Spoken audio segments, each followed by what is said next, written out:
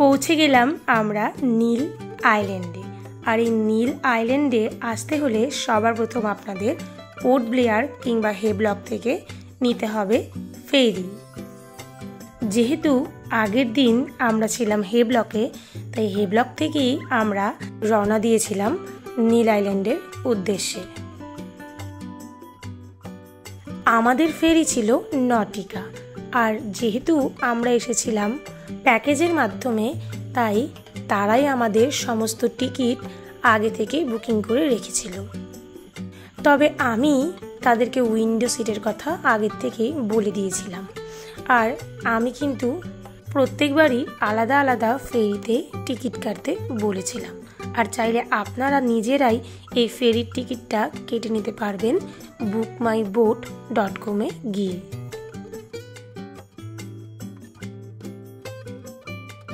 নীল আইল্যান্ডে এসে আমরা উঠেছিলাম দ্য লক্ষ্মী কন্টিনেন্টাল রিসর্টে। আর এটাও কিন্তু আমাদের প্যাকেজের মাধ্যমেই বুক করা ছিল। প্রাইস ছিল 2500-র মধ্যে। প্যাকেজটা কোথা থেকে কি সমাচার বুক করেছিলাম সে বিষয়ে তো আপনাদের সঙ্গে ডিটেলসে আলোচনা করবই। তার আগে জেনে নিন আন্দামানের নীল আইল্যান্ডে এসে কিভাবে কোথায় ঘুরবেন। প্রথমেই আমরা গিয়েছিলাম ভারতপুর বিচে।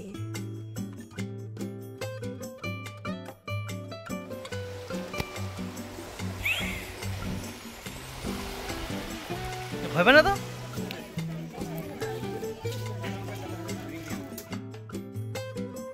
যেহেতু লাঞ্চটা সেরে যাওয়া হয়নি, তাই গিয়ে প্রথমেই আমরা এই রেস্টুরেন্ট থেকে লাঞ্চটা সেরে নিয়েছি। এখানে থালি শুরু হয় 150 টাকা থেকে। আর ভারতপুর বিচে কিন্তু প্রচুর রেস্টুরেন্ট রয়েছে, খাবার দাবার নিয়ে কোনো চিন্তা নেই। এরপর আমরা গিয়েছিলাম গ্লাস বটম রাইডের জন্য, যেটা কিনা আমাদের পড়েছিল 600 টাকা করে পার পার্সন।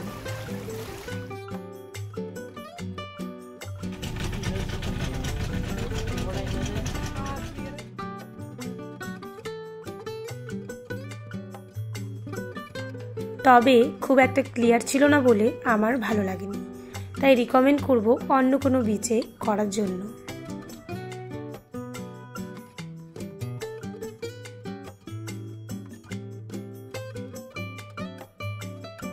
এই জায়গাটা কিন্তু ভীষণই সুন্দর। যারা ভারতপুর বিচে ঘুরতে এসছে তারাই একমাত্র জানে যে জায়গাটা কতটা সুন্দর। এখানে আরো কিছু রাইডের ডিটেলস আপনাদের দিয়ে দিলাম। এই বিচটা কিন্তু খুবই শান্তশিষ্ট একটা বিচ। ঢেউগুলো কাছে আসার আগেই শেষ হয়ে যাচ্ছে, আর তাই জন্য লোকেরা অনেক দূর অবধি গিয়ে স্নান করছে।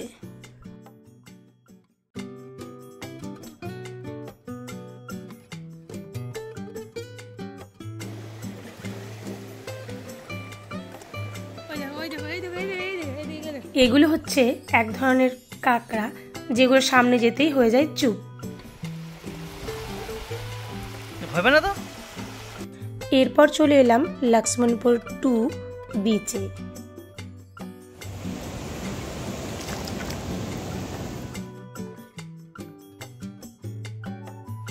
যেখানে আপনারা দেখতে পাবেন এই ন্যাচারাল ব্রিজ আর কোরালস।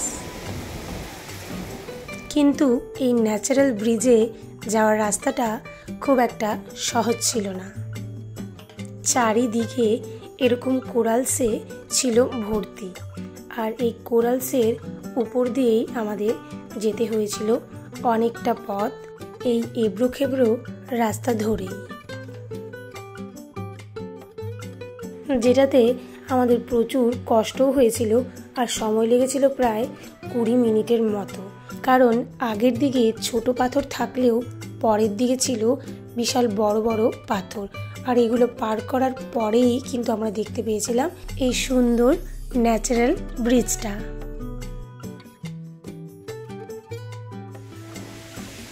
আর এখানে একবার পৌঁছলে আপনার যেতে ইচ্ছে করবে না।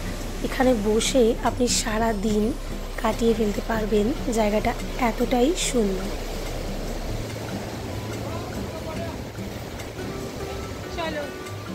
কি সুন্দর না?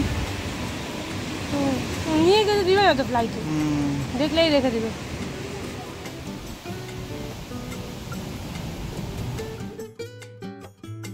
এরপর আমি ব্রিজটাকে পার করে গিয়েছিলাম ওই পারে, আর ওই পার থেকে ব্রিজটা দেখতে ঠিক এরকম লাগছিল।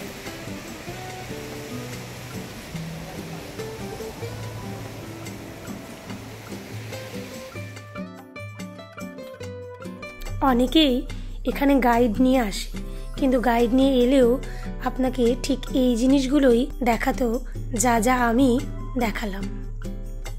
সঙ্গে ফেরার পথে দেখাতে নিয়ে যেত নিমো ফিশ, যেটা আপনারা গ্লাস বটম রাইড করলেও দেখতে পাবেন। এখানে এসে আমার পায়ের অবস্থা হয়ে গিয়েছিল ভীষণই খারাপ, যার জন্য আর নিমো ফিশ দেখতে যাওয়া হলো না।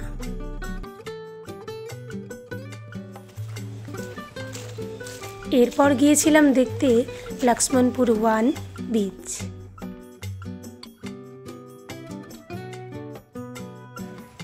আর এখানে আসতে হলে গাড়ি থেকে নেমে কিছুটা রাস্তা কিন্তু পায়ে হাঁটতে হবে। বাহ, এখান থেকে আইল্যান্ডগুলো সুন্দর।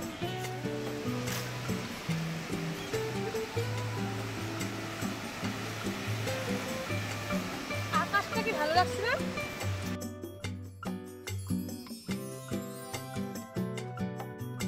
বৃষ্টি বৃষ্টি ভাব ছিল, সঙ্গে ছিল মেঘে ঢাকা আকাশ। আর যেহেতু এটা সানসেট পয়েন্ট বলে কথা, তাই এখান থেকে দেখতে কিন্তু অপূর্ব সুন্দর লাগছিল। এখানে আমরা ভালোই এনজয় করেছিলাম, আর সব থেকে বেশি সময় কাটিয়েছিলাম এই লক্ষ্মণপুর 1 বিচে।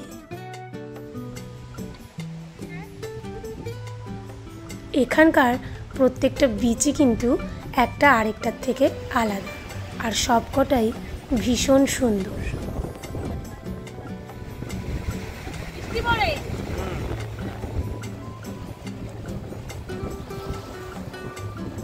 এবার আসি এই আন্দামানের প্যাকেজের ব্যাপারে। এই প্যাকেজটা আমরা করেছিলাম ট্রিপ অ্যান্ড কেয়ার থেকে। থ্যাঙ্কস টু দেম যে আমাদের এত সুন্দর একটা সার্ভিস প্রোভাইড করেছিল, আর এতটা কমে আমরা প্যাকেজটা পেয়েছিলাম, যেটা শুনলে আপনারা অবাক হয়ে যাবেন। মাত্র 19,000 টাকা পার পার্সনে কিন্তু আমরা এই প্যাকেজটা করেছিলাম।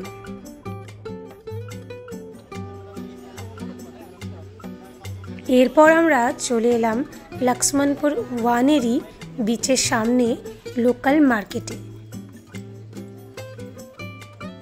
নীল আইল্যান্ডে এই 3টে বিচই ছিল দেখার জন্য মেইন। এটা একদমই ছোট্ট একটা আইল্যান্ড, যেটা একদিনেই কভার করা যায়। আজকের আমাদের ঘোরার পর্ব ছিল এই পর্যন্তই। ভিডিওটি ভালো লেগে থাকলে লাইক, শেয়ার এবং সাবস্ক্রাইব করতে ভুলবেন না। দেখা হচ্ছে নেক্সট ভিডিওতে।